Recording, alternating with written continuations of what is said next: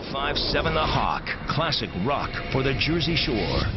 Welcome to the Asylum Sports Center Coach's Corner, powered by Asylum Sports Center, an all-around athletic facility in Wall, where they help build athletes through science and accountability. Kevin Williams, Ed Sarluca, and Bob Batters talk Shore Conference High School football on the Shore Sports Network. 105.7 The Hawk and 105.7thehawk.com. School buses are rolling, acorns are falling, the seasons are changing. It's time to get ready for high school football, and tonight it is the season premiere of the Asylum Sports Center Coach's Corner, and we are broadcasting live from our partners at Asylum Sports Center in Wall, an awesome all-around training facility, which we will talk about throughout this hour. I'm Kevin Williams, joined by our regulars, Bob Batters and Ed Sarluca, and our irregular contributor to the Shore Sports Network, our good friend Greg Lerner, who joins us tonight as we sort of take a roundtable look at Shore Conference football 48 hours away before things kick off, which is hard to believe. It just sort of smacks you in the face. We were here just a couple of weeks ago doing a photo shoot thinking like it was summer and we've got a long way to go, and here it is, and we're getting set, and we're all excited. Of course, we broadcast every Wednesday night on 105.7 The Hawk, and if you not want to take a look at us, but for live streaming video, you can also watch it on shoresportsnetwork.com. And, of course, weeks to come, we'll have regular guests each and every week, coaches and players, and we'll be on location. And we'll be back here 3 months from now, believe it or not, to wrap up the season with our awards show. But that is a long way off. Right now we're getting set for the season openers on Friday night. They call it Week 0. I'm going to put an amendment in. Why do we have to call it Week 0 since more than half the teams are playing? Can't we just make it Week 1, Bob Batters? I guess, but the way the schedule is now, Week 1 is technically next week because the season ends a week later, and I don't know. All I know is there's games in 48 hours. Yeah, it's funny, when the original schedules came out, right, there weren't that many games. There were only a couple of games, but teams had the option, if you could get a party to agree to move a game that was scheduled for later in the season, and a lot of teams jumped on the bagwagon, and I think we've got, 26? We've got a lot. 26 teams of the 43 in the Shore Conference kicking it off this weekend. So, guys, as we sort of start, I'll ask Bob, and I'll throw it to you first. I'll ask you, the story of last year, football-wise, had to be Red Bank Catholic. I mean, the Caseys, really a return to glory, back to the top in the Shore Conference, 10-0, an undefeated state championship run, and along the way, they beat half of the top 10, so they beat some really, really good opponents. We remember that epic win against Rumson, and, of course, they beat Mater Dei, which was 1-2 in the Shore in the non-public Group 3 final. So a tremendous year for the Caseys. They were, of course, our number one team. 3 state champions overall, but the Caseys were at the top. So, Ed, if Red Bank Catholic's won, who's 1A? Mater Dei would be 1A, if not 1 double A. No, they're an outstanding team this year, and I think they want to take that next step and get over the hump and beat RBC and win it all this year. That was a classic football game last year that went right down to the end. Tremendous play on both sides of the ball. RBC has reloaded. I mean, they're loaded with talent. So is Mater Dei. So those are the 1-2 teams, no argument about it. And, Greg, I thought another great story from last year was what Long Branch did, the Green Wave. I was thinking the same thing because as you talked about RBC and Mater Dei, I was like, well, somebody better grab the public school flag and start waving it, because not only Long Branch and what, Danny George has done there for quite a while now, but you also have to recognize Rumson Fairhaven, okay? Because Jerry Schulte, again, has taken that program to heights that are unthinkable, particularly for public schools. And year after year, we're not talking about a Group 5. We're not talking about a Group 4 school. We're talking about one of the mid-range schools, and yet he produces these incredibly deep and talented teams. They just reload every year. I hate that cliche, but when it fits, you wear it, and they reload year after year after year. We always wonder where Rumson gets their football players from. It's not a town where there's a lot of building going on. It's an established town, upper middle class town. Where do these players continually come into the school? It's just been, that program has been built and built slowly, and they built a foundation under Shane Fallon. who led them to their first state championship. Shane, now the athletic director at Homedale. And it kind of just stayed that way. You know, they really built it from the ground up and have sustained it, and they do an excellent job. Everything from their coaching to their strength and conditioning under Rob Orrock. And they are a program that they win every year, like you said, and it doesn't look like it's slowing down anytime soon. They lost a lot from last year, but the expectation is they're still going to be good. I mean, the comparison for me is the late 90s, early 2000s Manasquan, and that's some rarefied air when you're talking Shore Conference programs, but that's what Rumson's done.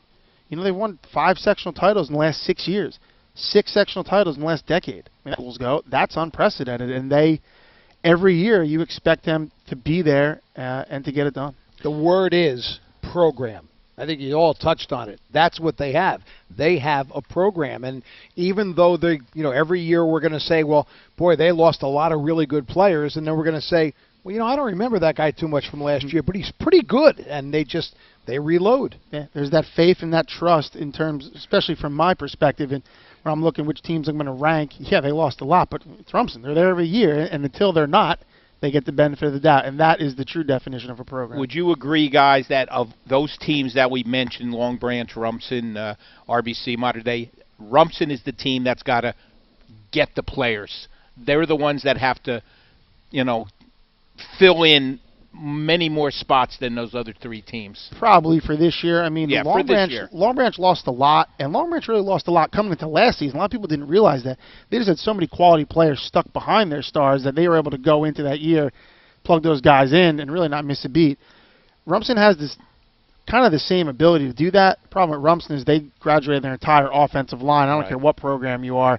That's very hard to rebuild on the fly and get back to playing at the level you were the year before. It'll happen. It's just a matter of how quickly they can get them together. But when you're talking skill players and defensive players, Rumson has them in bunches. I was going to say, one of the underlying ingredients to programs I want is to upgrade paying my it forward. car, but downsize and so my payment. You've Where can I got do guys both? who have sat behind players, and they've waited their time, but they've also seen what excellence looks like. And they know how they've had the example set for them. And, like, that's the type of leaderships. Those are the type of dudes that are invaluable to a program, are those exemplary leaders. I don't have to get in your face. I don't have to grab your shirt. Just watch what I do, follow my lead, act that way, and you'll be surprised what happens for you. And the kids who graduate, expect them to carry on the tradition. Hey, we're passing this down to you. Don't let us down. You know, like, don't be the ones that let us down. So each group sort of has a challenge in itself. You know, in the off season, it looks like to me, I think we talk every year. We expect about 5 coaching changes a year. I think there were 5 last year, and there's 5 this year of the 43. So, you know, real quickly, we'll tell you that you know, Jason Glesman takes over for Andy Karlstrom at Keyport. Jay Graber replaces John Kay at Matawan. David Schumann takes over for Nick Giglio at Red Bank. Ironically, Nick Giglio spending a lot of time here at Asylum, one of the guys involved here and helping mold the next generation of athletes. Dan Wendell replaces Larry Nicole at Monmouth, and Joe Saccone takes over for Frank Papali at Point Beach. And rather than go into this, and Greg, I'll start with you. Who inherits the best situation of those 5? Threw you on the spot a little bit. That's a tough one. I'm going to tell you what. Matawan has a legacy of producing incredible football players, and the Shore Conference is going to learn real fast the resume that Jay Graber is bringing to the table. I hate to bring up a sore subject in Brick, but ask those guys about the Allentown team that went and won that sectional title that Jay took them to, the first one ever. He's groomed great players that he takes the sponge and squeezes every drop out of it. He's got a lot of sponges at Matawan now. I went to see them scrimmage against Toms River North, who's going to be one of the top teams in the Shore.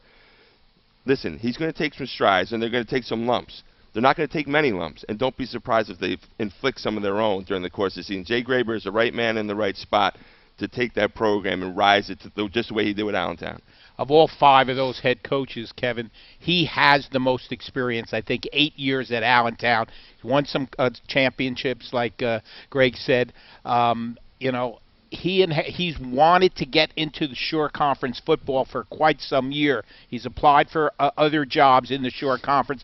Finally, he gets one in an established program, although a program that only won 1 game last year. So let's see what he could do in the Shore. He'll have his chance this year. All right. My answer would be Graber as well, but I'll take a different route. I like Dan Wendell at Monmouth. Monmouth Regional has been a program we've seen. Like, they've had their years. They're never really, like, terrible. They're kind of like, some years they're kind of a middling team and almost an afterthought because they're not, like, bad where you realize it, or they're not a playoff team, but they're kind of right there. A couple years ago, they were a very good team, a top 10 team in the Shore. Dan Wendell's been in the program. He's a graduate there. He's coached there. He's coached other places throughout the Shore, Donovan Catholic, Neptune.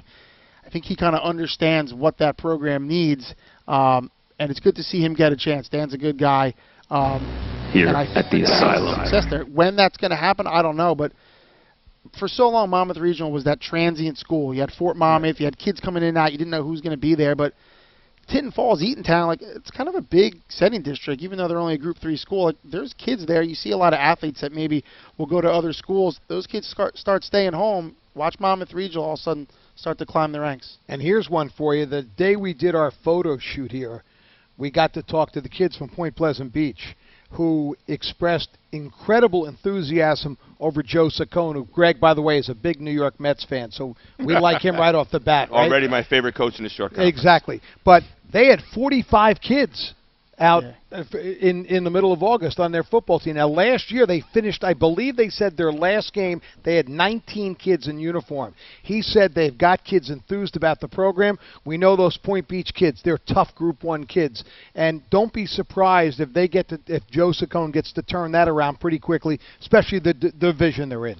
Yeah, I agree, because there's only one way to go from there is up. You don't win a game last year, and I think you can actually turn it around quicker at a Group 1 school than maybe you can someplace else, because you get a couple kids, they can make a bigger difference because the roster sizes are so small, and you're pretty even against whoever you're playing. A bounce here, so to speak, or there, and maybe a couple wins, a couple losses from the previous year are wins, and that might be enough. So it's going to be interesting. I think they can take some strides. In that same breath, Jason Glesman at Keyport, he's been their defense coordinator the last 3 years, and one of his big things is, look, we haven't had stability. I'm not going anywhere. I plan to be here. And if they can kind of build under him and get some stability, that can go a long way. And David Schumann gets the Red Bank job. He inherits one of the best running backs in the Shore. Unfortunately, he gets hurt. Yeah, and I was going to throw it back to Bobby because I was going to say we should wrap it up with Dave, because the initial question was who inherits the most talent. And I was going to ask you, because I defer to you, do you think that Dave inherits the most talent? Mickens getting hurt. They have some real good players coming back. Jack Chamberlain, their quarterback, wasn't asked to do a ton last year, but you could see him making some strides in the offseason. Tyquan Crawford, defensive end. Nick Ferragine was a great two-way player for them last year as a sophomore, defensive back and wide receiver. He's going to be asked to play a little bit of a different role this year, linebacker, defensive end. But, yeah, they got some kids. Their offensive line returns a few. The Mickens loss is definitely tough, and I don't know how you go around losing a 1,300-yard running back from the year before. But, what Nick Giglio did over his time there, they really developed a lot of talent. They obviously were in a state championship game a few years ago.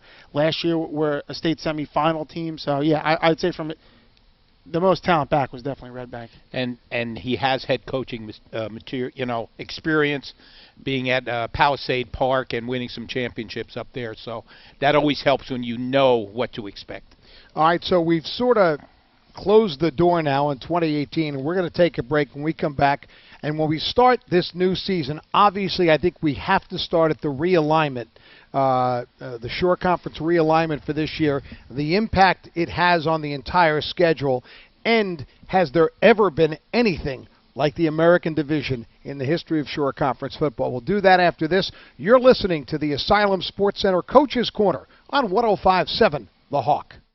The fun never stops at River Rock Restaurant and Marina Bar in Brick. The beach bar is still open and still bringing you live entertainment Wednesday through Sunday. Plus, catch your favorite football games from the beach bar, too. And don't forget Miller Monday from 8 to 10:30 p.m. Take your chance in the Money Machine to win great prizes and gift cards. Check them out online at riverrockbricknj.com. That's riverrockbricknj.com. And like them on Facebook for the most up-to-date entertainment and events. River Rock Restaurant and Marina Bar in Brick. High school football talk is back on 105.7 The Hawk with the Asylum Sports Center Coach's Corner every Wednesday from 7 to 8 p.m. This is Kevin Williams. Join me along with Bob Batters, Ed Sarluca, and Greg Lerner for the season premiere this Wednesday as we broadcast live from Asylum Sports Center in Wall, where they build athletes through science and accountability. We'll preview the upcoming season Wednesday night at 7 on Classic Rock for the Jersey Shore. 105.7 The Hawk and 105.7thehawk.com. Hi, I'm Jay Farner, CEO of Quicken Loans, America's largest mortgage lender. Let's talk credit card debt for a minute. If you feel you're carrying too much of it, you're not alone. The average household in the U.S. carries over $8,000 in credit card debt.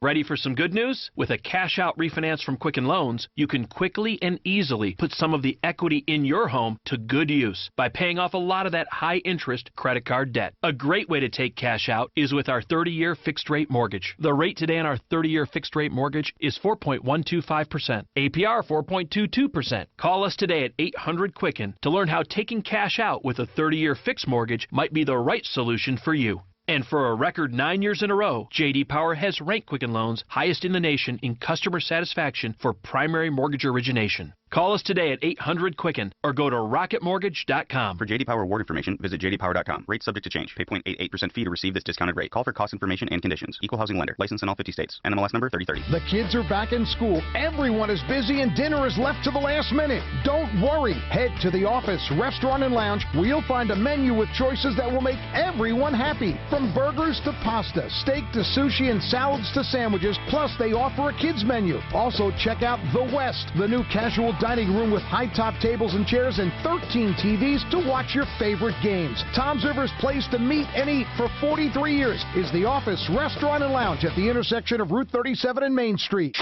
Now back to the Asylum Sports Center Coach's Corner, powered by Asylum Sports Center, an all-around athletic facility in Wall, where they build athletes through science and accountability. Classic rock for the Jersey Shore. 105.7 The Hawk and 105.7thehawk.com.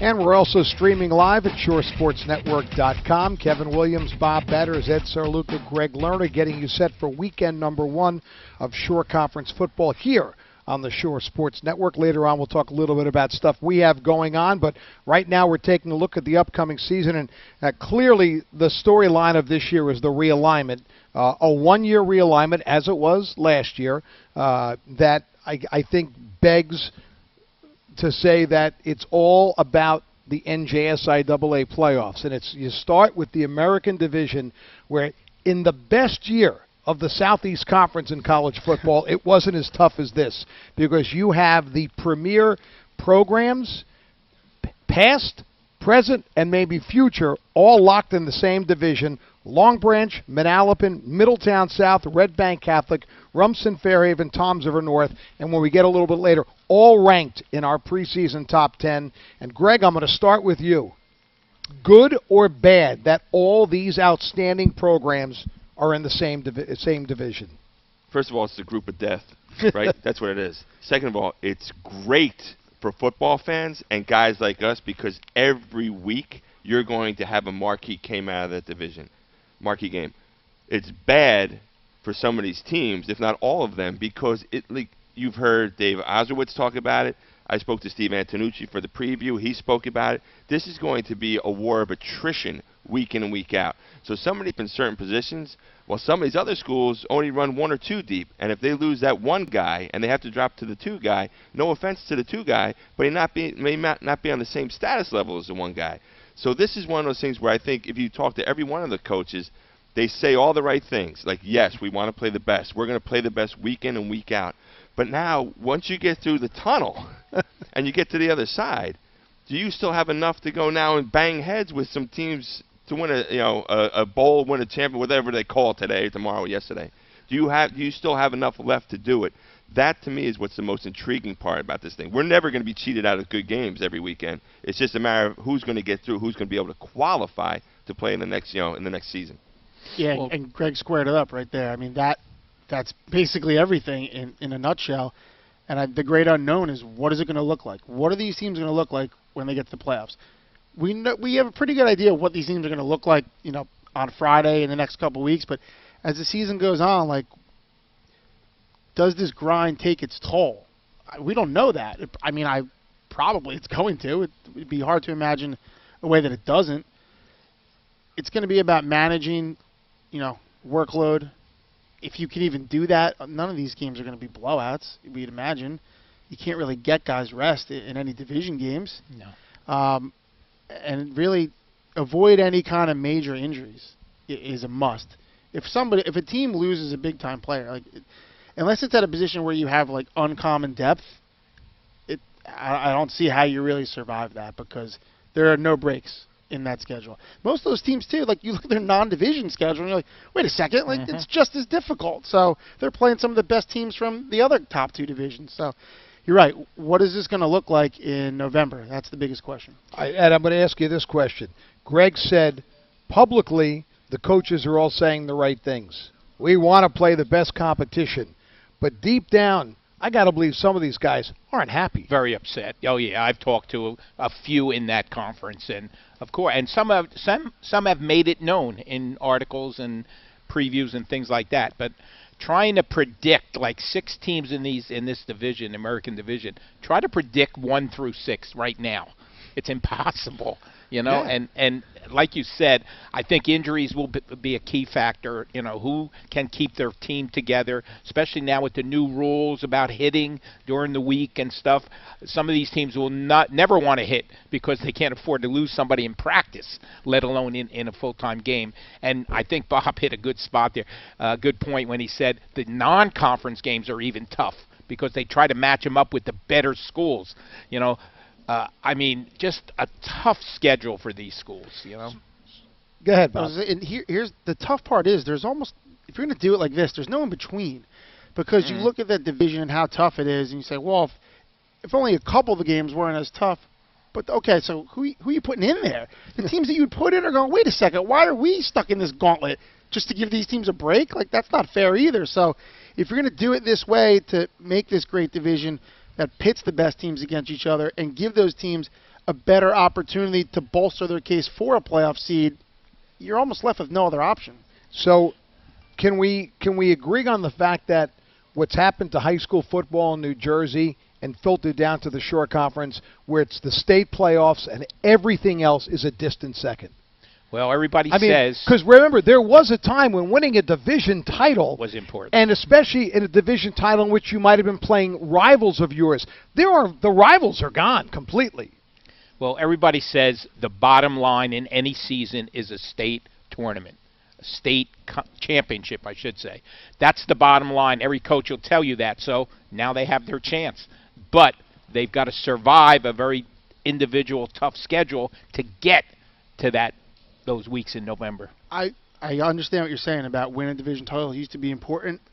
I'll say, if you're a team whose realistic expectation is you can win a division title, you're happy with that.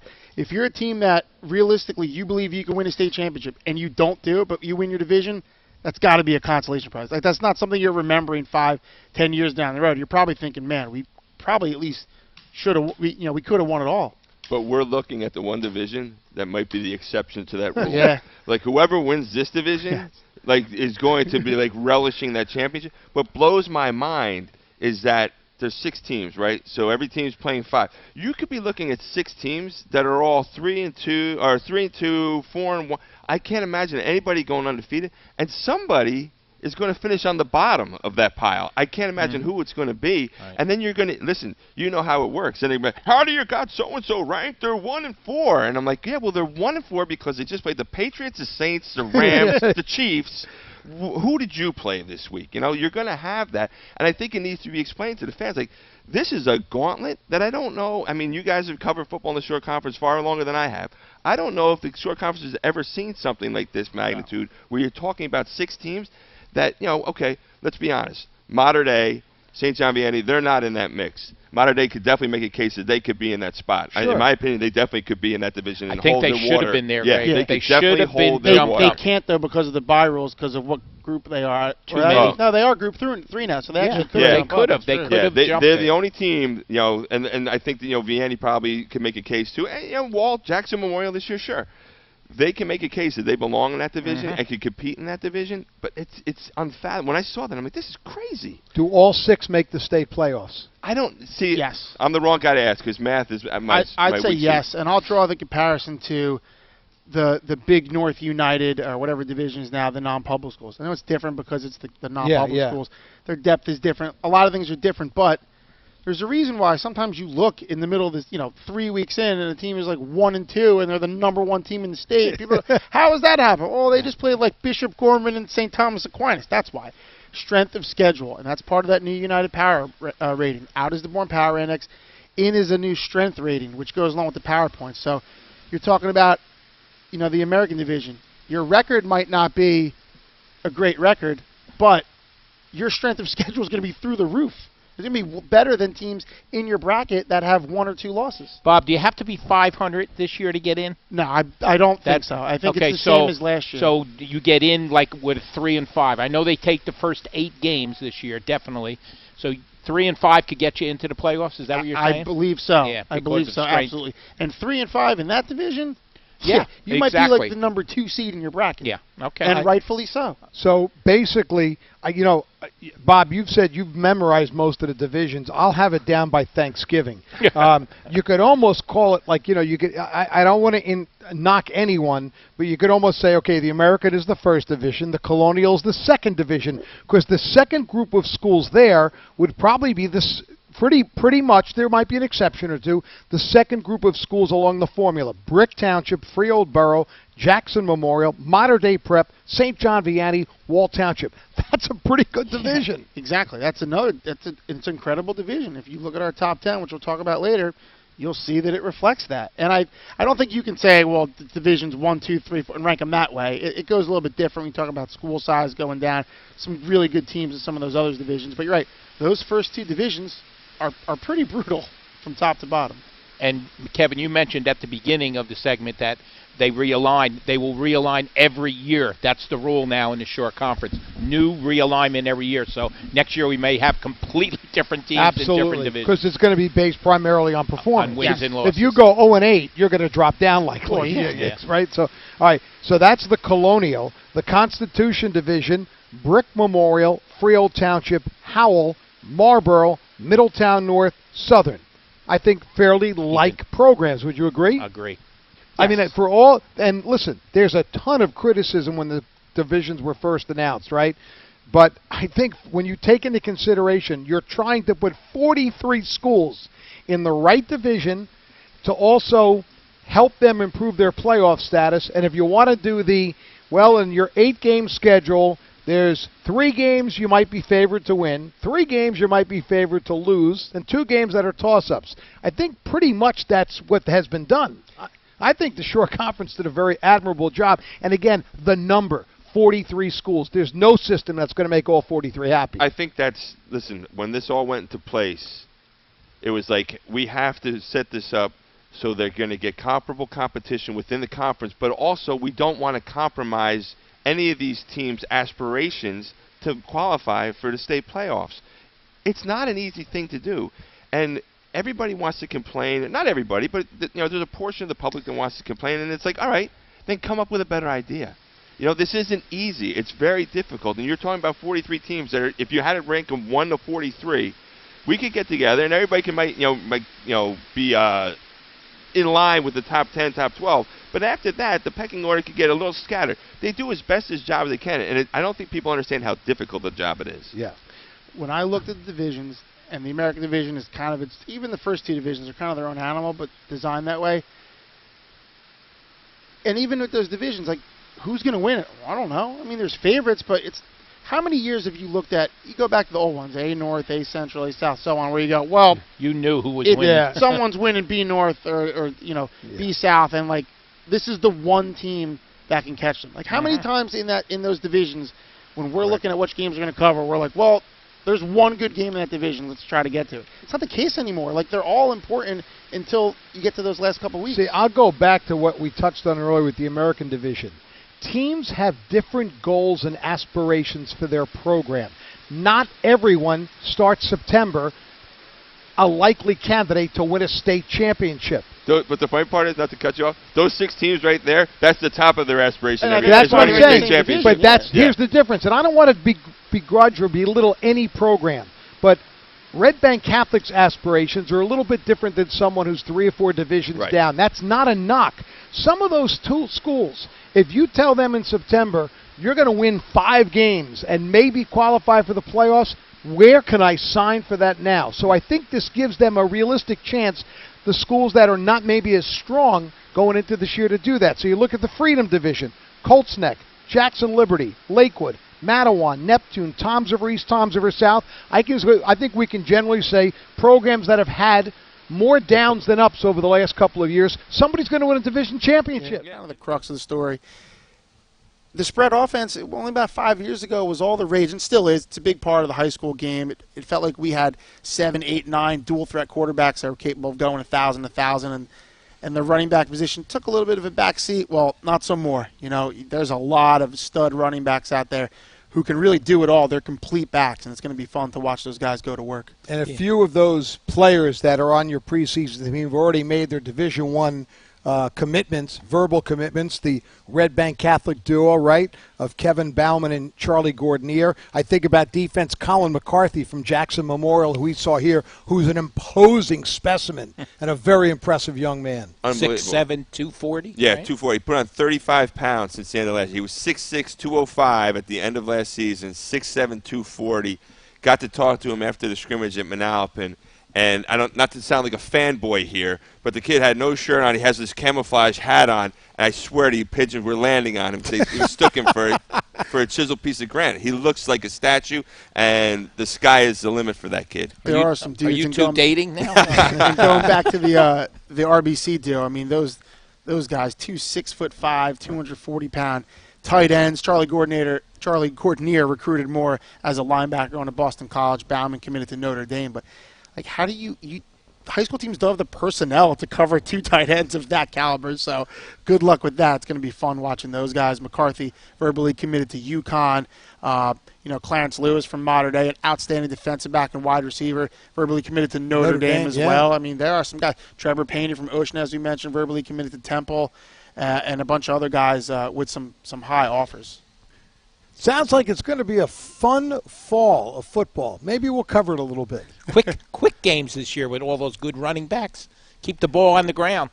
I don't know. Not when they're trading blows in that American division. Or scoring touchdowns. By the way, we were remiss if we didn't mention the 2 quarterbacks you have on your preseason team, and that is Jake Kazanowski, the junior from Toms River North, who has grown and gotten stronger from last year, and he was very impressive as a sophomore, and Ryan Clark, the senior from Donovan Catholic, who looks like a linebacker. He does. He's another big kid. Been playing since his freshman year, too, his 4th year. The rare 4-year starter at the quarterback position. I don't care what kind of program, whether it's Group 1 up to Group 5. You don't see that very often. And obviously they're expecting some big things out of him. And he's, like you said, he's built big. He runs the ball tough. He's improved greatly in his passing ability over the last couple years. And then the other side is Kazanowski, prototypical pocket passer, big, tall kid. Got the long hair flowing out the back of the helmet. Looks good in the uniform, and he looked pretty good on the field last year as a sophomore. And I know Dave Oswitz and his staff really expect him to take that next jump now as a junior. I think we got to talk about 2 guys on defense real fast, too. I know they're 2 of my favorite kids to watch. Vinny Candido from Middletown South, who is a fullback defensive tackle, nose guard. Number 38. Number 38 in your playbook, but number 1 in the hearts of the Middletown South faithful. And then the other kid is Frankie Giannetti from Toms River East. We covered that Toms River East, Toms River South game last year. Yeah. And that kid just spills his bucket on both sides. And you know what? Maybe they're not the D1, the FBS, hey, Dabo Sweeney's on the phone for you guys. But they're the kind of program guys that every program needs. They're the glue guys, as we like to use to describe them. Yeah. Those are the guys that hold things together, and you watch and you say, hey, you grow up, I want you to play with those guys. Yep. Well, and we're going to see Middletown South Friday night because our first live streaming game of the season will be Manalapan at Middletown South on shoresportsnetwork.com. Video and audio, all of it.